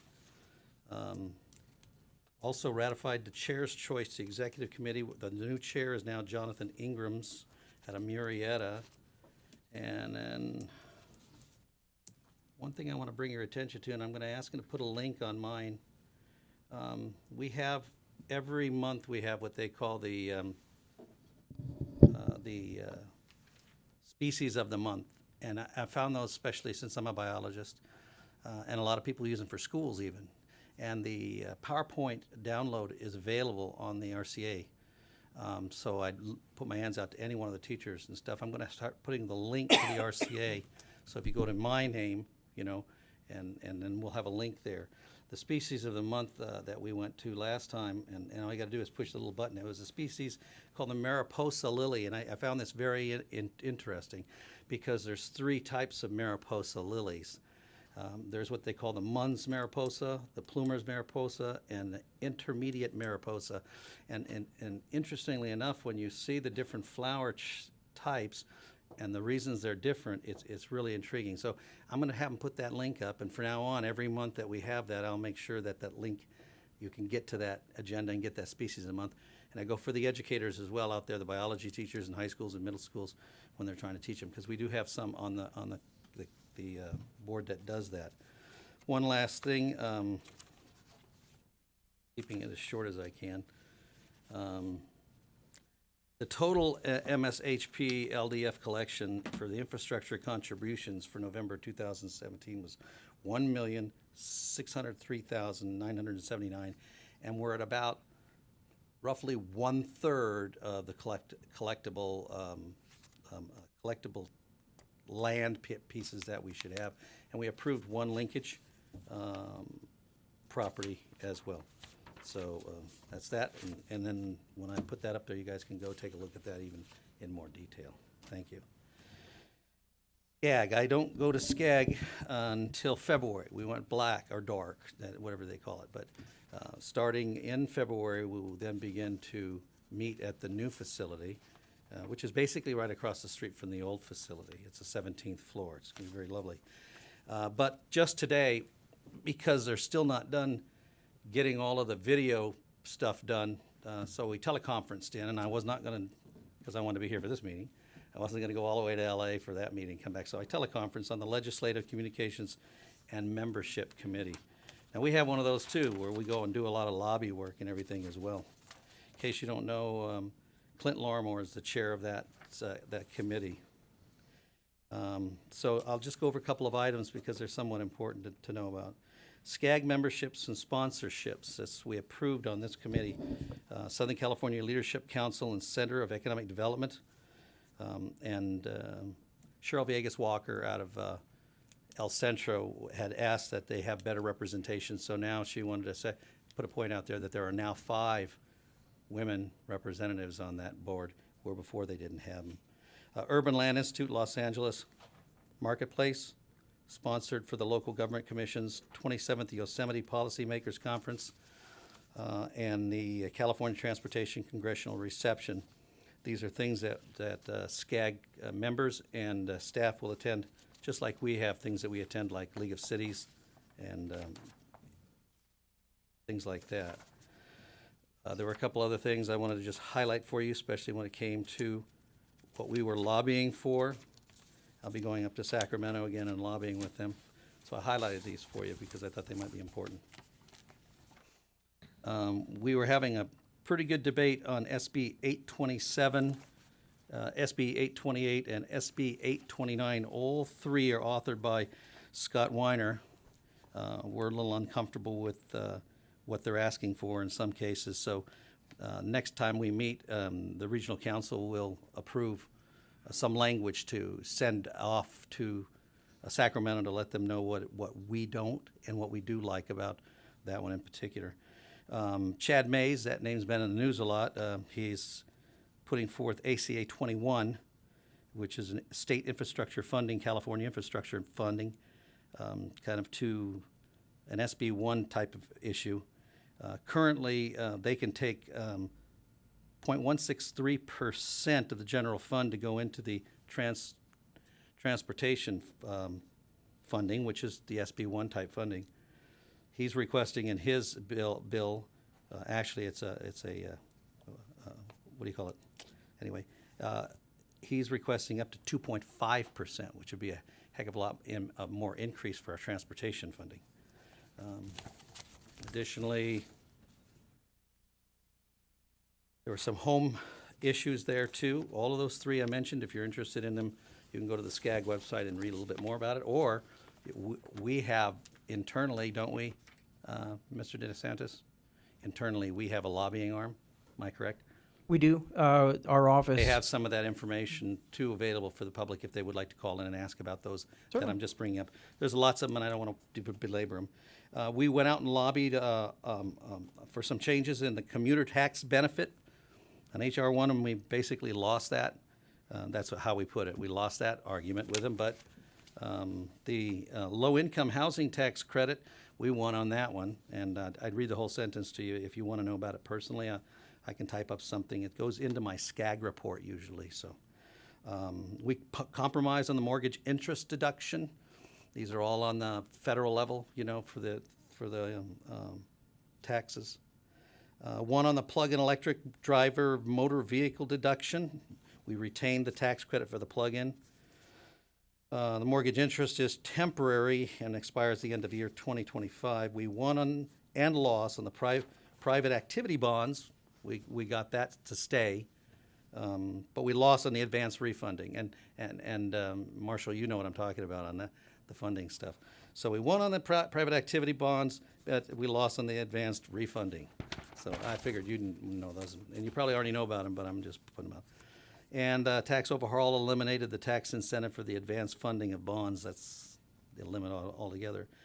And the SALT, the state and local tax deduction, state individual income taxes and local property taxes up to a limit of $10,000 starting 2018. And these changes are temporary and expire at the end of tax year 2025. Now, I know you guys are all bored by now, but we are moving forward to support HR 4667. This is the money, and this is the last one I'll do for you, but it's important to understand what happened here. This was the funding that was put out for Hurricane Harvey, Irma, and Maria, and the California wildfires, and the total amount of that monies was $81 billion. It passed the House, but it's held up in the Senate, and let me explain why. It's held up in the Senate because the Thomas Fire came after the first approval for all of this. So the Senate wants to make sure that they kind of close the gap and get the Thomas Fire problem also, and any other limitations, in for this money. Otherwise, it was already, that fire started after this got approved. Does that make sense? And so it wasn't included in it originally. So the Senate wants to put that in there to include it.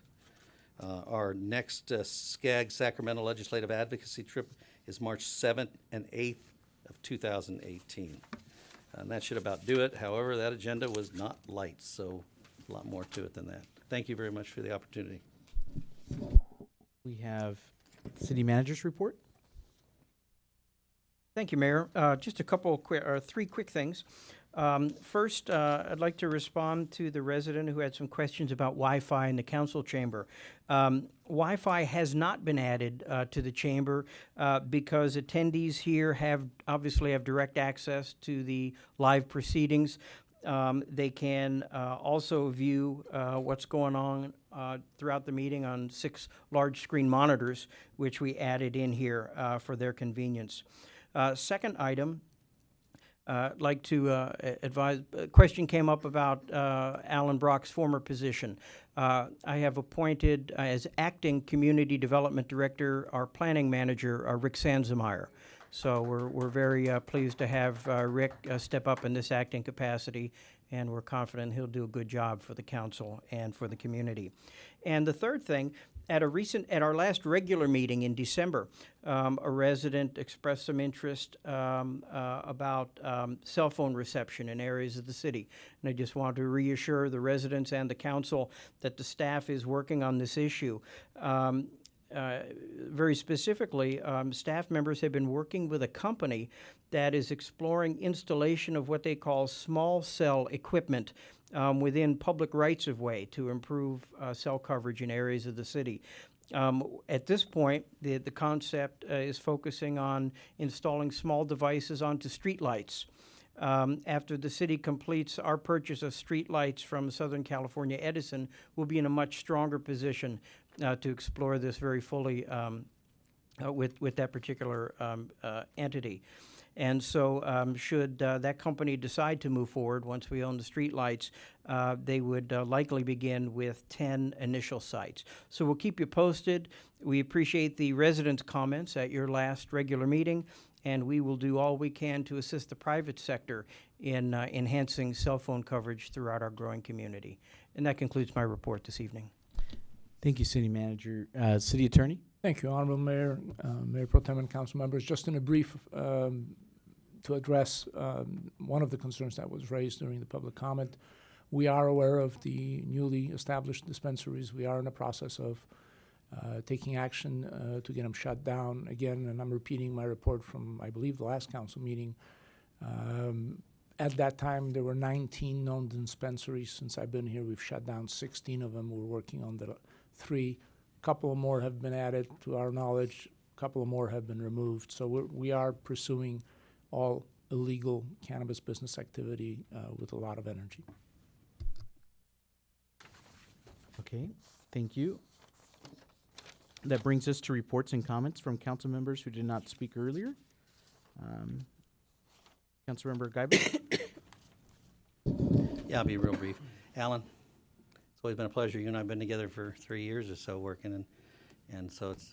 I think you're a good addition. You put a good face on the city, and I appreciate you. And Rick Sansemeyer, congratulations on that. I was on the Planning Commission when you first came on board, and we built that relationship then too, and did a lot of work together for the time that I was on and you were there. So congratulations to you too. I hope it doesn't end up being just temporary. Right. And for the rest of you out there, have a wonderful evening. God bless. Bye. Councilmember Marquez? Yeah, thank you. Well, it's good to be back. Been gone for a while. Everything has gone great towards the road of recovery now.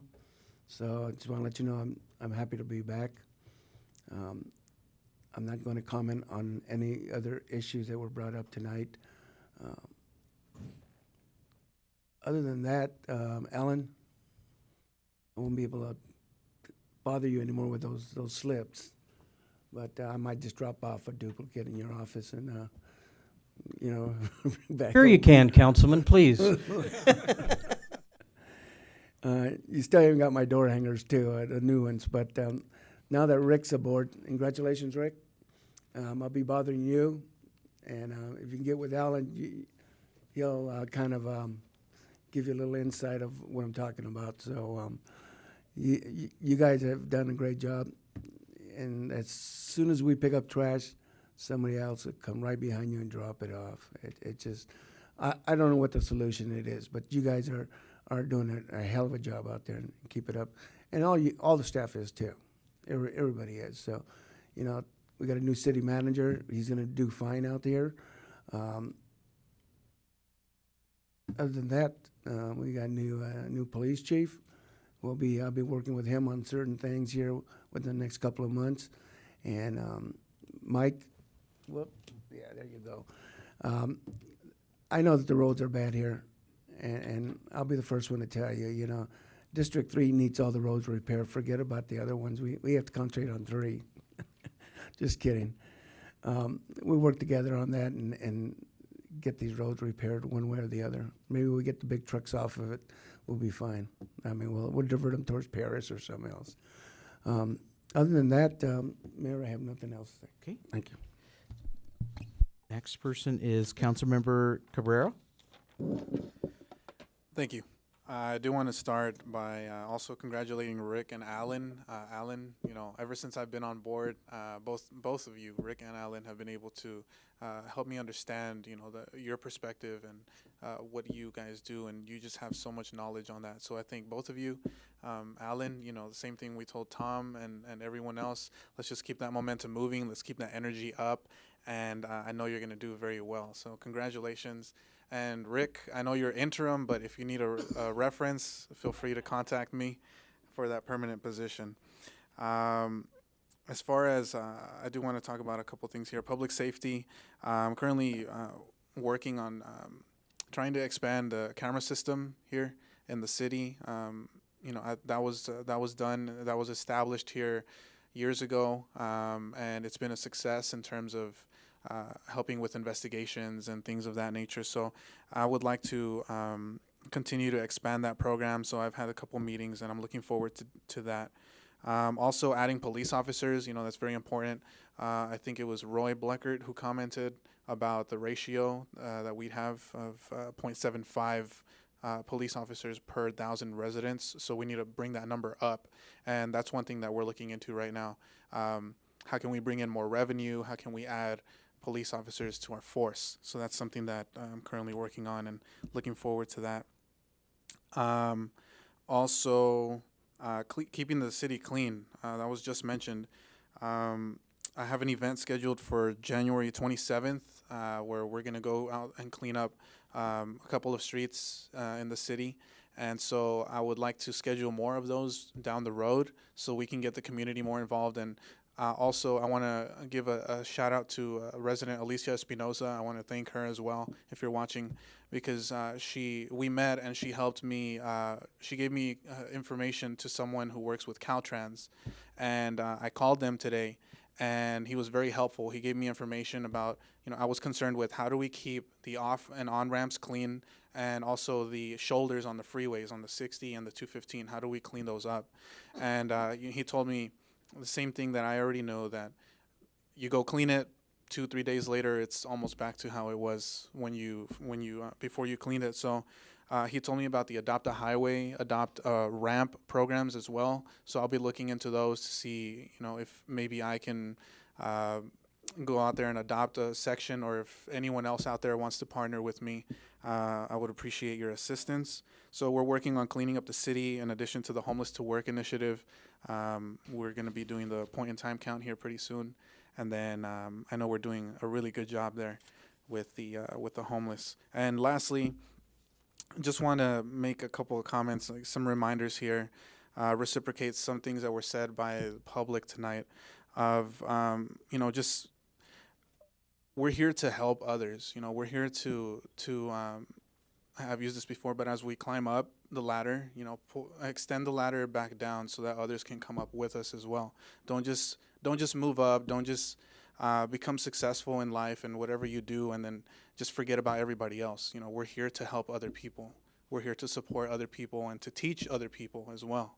So to share this experience that we have, and to remember to respect others as well, regardless of their perspective or point of view or opinions, even if they're opposed or they have a different point of view that you do, you know, be able to sit down at the same table, look each other eye to eye, and talk about things. You know, how can we come to a reasonable solution, or how can we mend both sides together, instead of causing more, you know, havoc or chaos in the world. You know, let's kind of dim the fire down instead of making it grow.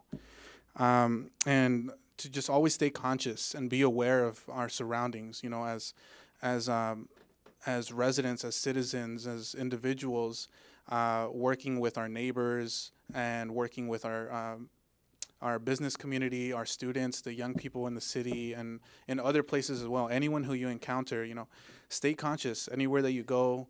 Be aware. We had MLK breakfast last week on Friday morning, and the speakers were amazing.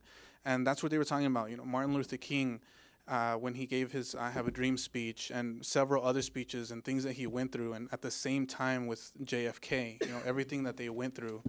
And MLK was just constantly trying to bring people together and reminding us to stay awake, watch your surroundings, stay aware, and just stay tuned. Thank you. Okay, we have Mayor Pro Tem Baca.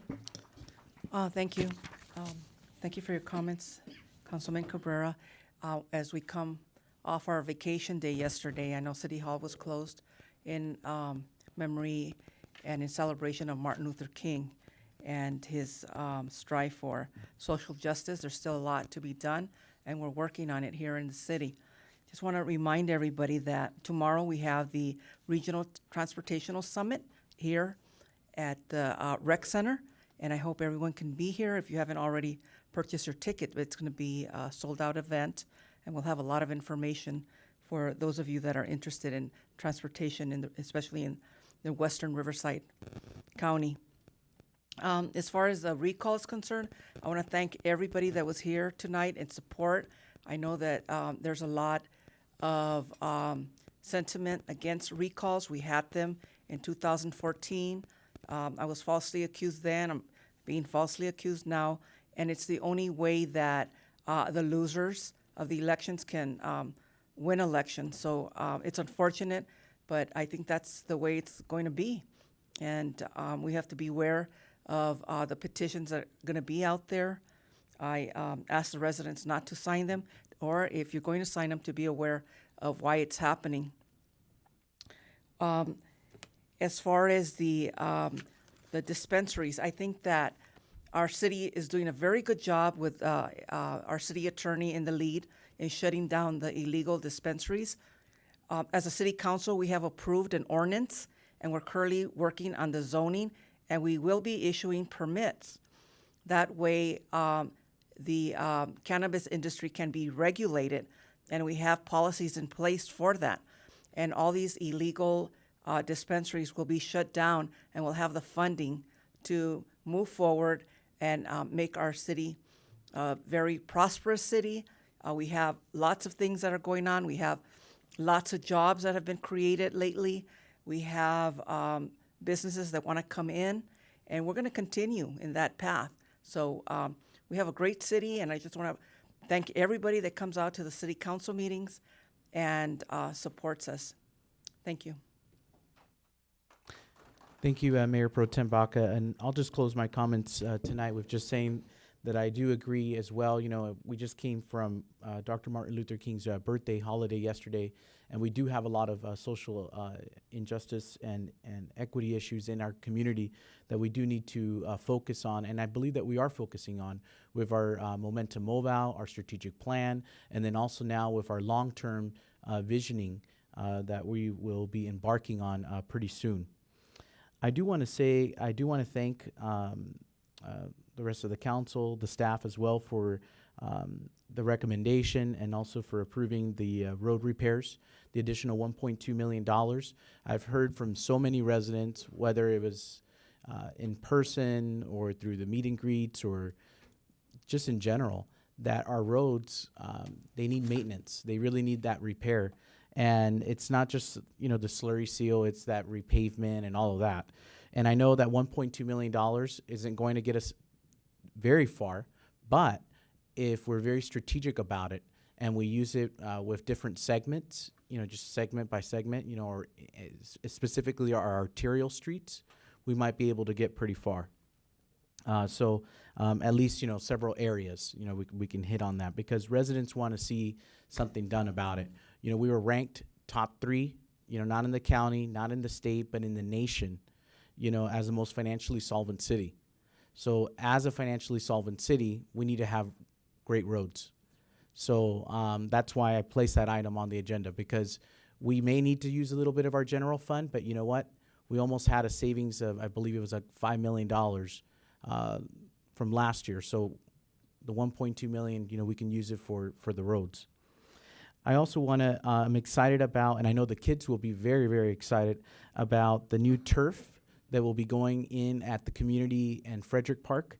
The council approved $2.6 million for the new turf there, and I think the kids are going to be really, really happy about that.